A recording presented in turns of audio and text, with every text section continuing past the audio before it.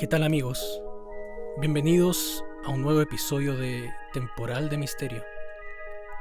Hoy nuestro amigo Juan nos ha traído una historia realmente misteriosa, ocurrida en la famosa ruta de senderismo de Aftao, que cruza parte de las comunas de Dalcahue, Castro y Chonchi, la cual abarca más de 30 kilómetros de naturaleza y desafío. Es aquí donde acontecen estos hechos que el propio protagonista ha definido como inexplicables. Busca tu mate, siéntate en el diván detrás de la estufa, ponte cómodo y presta mucha atención al siguiente relato que hemos titulado Encuentro cercano en Aftao.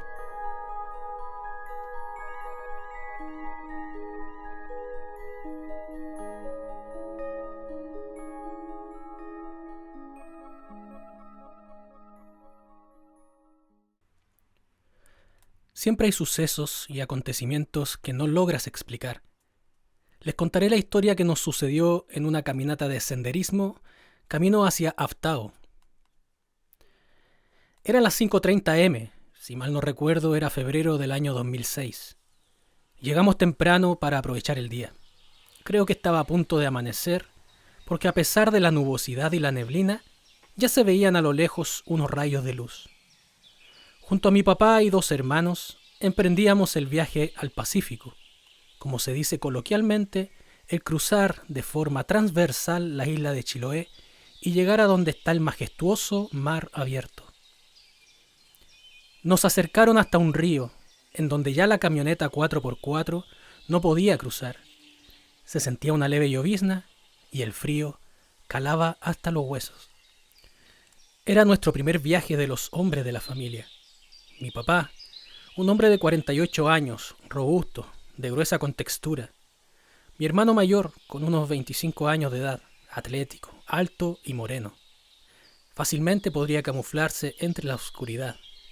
Y mi hermano gemelo, con 18 años. Y él, al igual que yo, llevaba una emoción tremenda por tal aventura. Comenzamos el viaje, con grandes mochilas, comida y agua.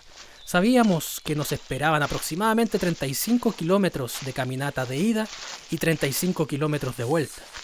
En nuestra ignorancia, pensábamos ir y volver el mismo día. El sol empezó a salir y la primera parte de este hermoso trayecto era de más o menos unos 15 kilómetros de pura subida, un tremendo cerro. Quizás lo que más molestaba no era caminar hacia arriba, sino los bichos que no dejaban de bombillar nuestros brazos, orejas y cara. Eran una especie de tábano que no habíamos visto nunca. Tenían unos ojos verdes fosforescentes y su cuerpo era de un color gris apizarrado. Sus alas emitían un sonido bastante alto y era tan molesto que cuando ya no estaban, ese sonido seguía en nuestras cabezas. Con bombillar me refiero a que con su tremenda velocidad se posaban en nuestros cuerpos y sin alcanzar a matarlos o atraparlos, lograban ingresar su boca extremadamente larga, traspasando la piel. Obviamente, eso producía un pequeño sangrado y una inflamación, que por suerte no nos produjo algún malestar mayor, solo unas orejas y nariz que se veían del porte de un elefante. Ya transcurridas varias horas, y después de ir subiendo ese enorme monte, el cansancio y el hambre nos estaban pasando la cuenta. Lo único que esperábamos era poder comer algo en el primer refugio, una especie de cabaña de CONAF, que es la entidad encargada de estos espacios naturales, para así detenernos y cocinar algo. Pero grande fue nuestra sorpresa al llegar allí. Solo encontramos una cantidad de madera en el suelo. Quizás el viento, el temporal o algún habitante de esos bosques la habían derrumbado. Así que considerando la situación de estar aislados sin refugio, no quedó otra que quedarnos ahí.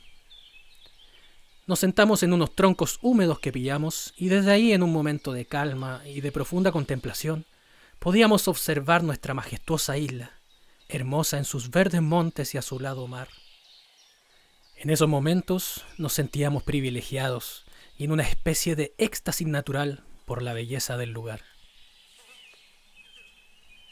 Ya habíamos llegado a la cima y comimos los infaltables huevos duros, tomamos agua y nos dispusimos a seguir caminando. Al poco rato de caminar y con ganas de orinar, me adentré un poco al bosque, cuando de repente observé algo sumamente extraño. Un escalofrío recorrió mi cuerpo, y por un momento, que sentí eterno, vi algo escabullirse entre los matorrales. Miro alrededor y veo un tronco de gran tamaño, tirado en el suelo. Parecía que tenía muchos años, quizás era una lerce o un ciprés, pero con el susto no pude fijarme bien. Este árbol tenía un agujero como tallado con un hacha. Si bien no era totalmente redondo, poseía una forma circular rústica. Dentro de él habían heces. Sí, heces de humano. Sin embargo, tenían un color amarillo o casi verde. Un olor muy desagradable pasaba por mi nariz. Parecían recién puestas allí. Era extraño que hubiese alguien en el lugar, en una ruta tan grande y donde no se percibía nada más que nuestra presencia y la de la naturaleza. No quise descartar nada, y pensé que incluso pudo haber sido el chauco que había salido corriendo entre los matorrales. Dicen que encontrarse con la mierda del trauco es un mal augurio. Volví rápidamente y avisé a mis hermanos y padre lo que había sucedido. Ellos, en forma de risa, me culparon a mí del suceso. Típico, otro más que le echa la culpa al trauco. Frente a esto no volví a hablar de ello, pero aún recuerdo ese momento como si hubiese sido ayer. Este hecho sería de alguna manera el indicio de lo que, sin imaginarnos, se nos vendría más adelante. Seguimos caminando y sentíamos que no avanzábamos mucho. Nos preguntábamos si no estaríamos dando vueltas en círculo, porque aún no encontrábamos un supuesto puente que debíamos pasar. Además, en estos lugares tan recónditos, la señal de teléfonos móviles es nula, por lo que era más difícil aún ubicarse. Yo le eché la culpa al chauco, pero nos perdimos por más de 3 horas y tuvimos que de a poco escuchar de dónde venía el río, bajar allí y recorrer gran parte de este para llegar al puente. Finalmente lo logramos, pero el hambre y el cansancio le ganaban a las ganas de llegar a nuestro destino. Estábamos mojados hasta las rodillas y en varias ocasiones habíamos pasado a tirar parte de nuestras pertenencias para alivianar las mochilas. Nos pilló la noche, y si la memoria no me falla, eran como las 20 horas y nos faltaban alrededor de 12 kilómetros para llegar a destino. Todo estaba muy silencioso. De vez en cuando se escuchaba alguno que otro ruido y los cantos de las aves nocturnas.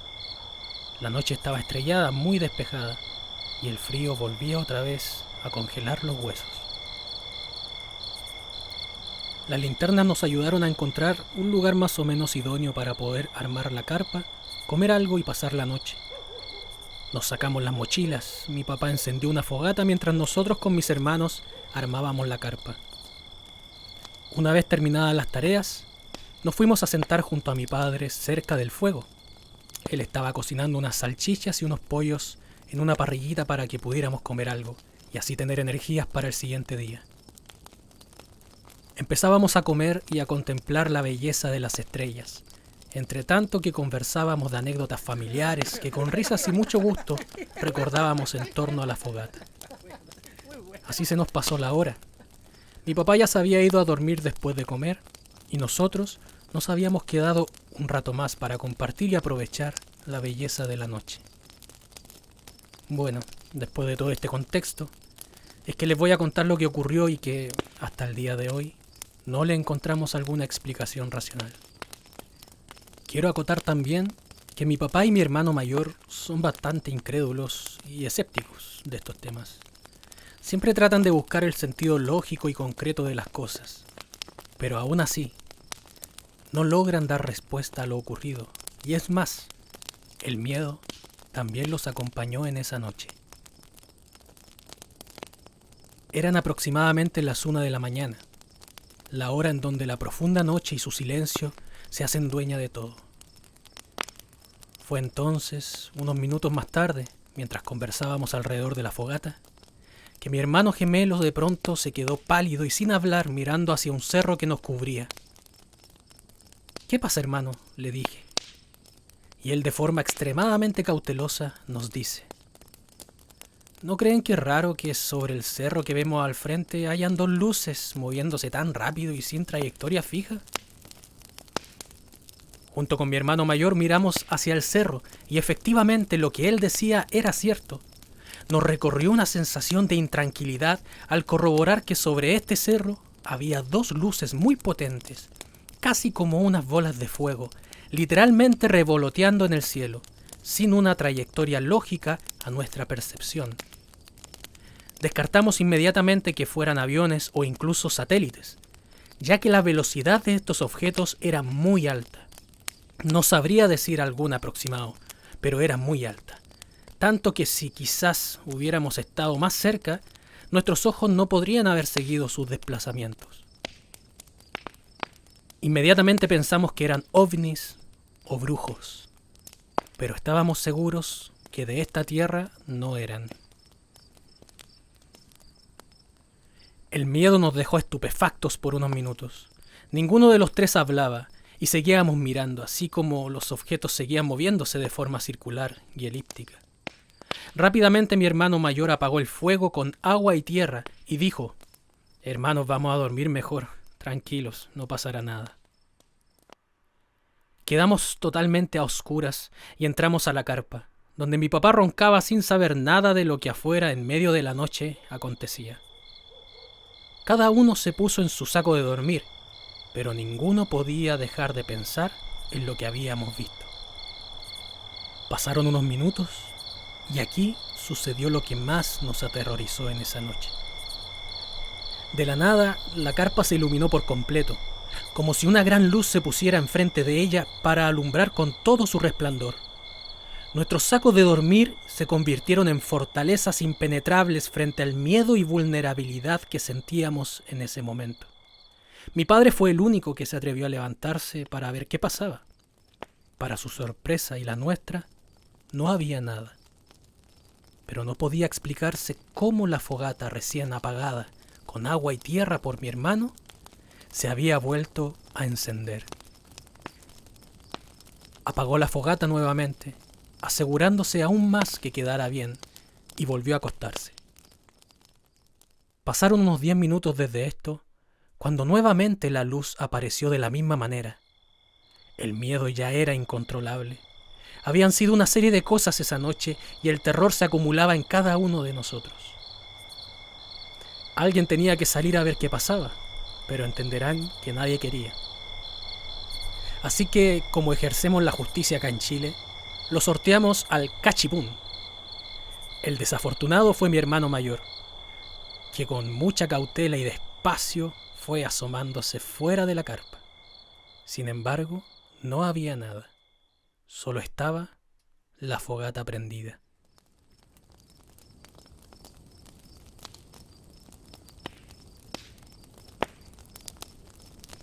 Mi hermano nos explicaba esto, pero enfrentando su miedo y también para asegurarse aún más, utilizó las consecuencias fisiológicas de este miedo y orinó encima de los palos. Volvió corriendo a acostarse esperando por fin que pudieran dormir tranquilos. Pero faltaba algo más. Pasó quizás una hora, cuando mis ojos se empezaron a cerrar lentamente. Cuando de repente un garabato de mi hermano mayor nos despertó de sobresalto y, como si fuera una burla de lo desconocido, otra vez una luz gigante iluminó la carpa. Era como si por unos instantes se hubiera hecho de día. Nadie se movió. Al contrario, nos escondimos más en nuestras fortalezas. La luz desapareció y ninguno de los tres emitió alguna palabra hasta el próximo día, en el cual nos percatamos que aún ardían las brasas de la fogata.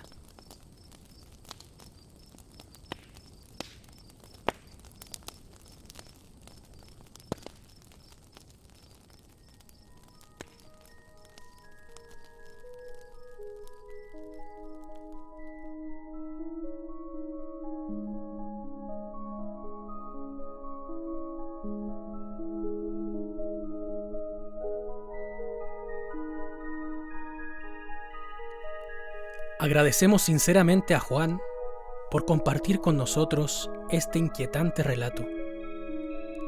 Les recordamos que la tarea de analizar y reflexionar sobre esta historia es de ustedes.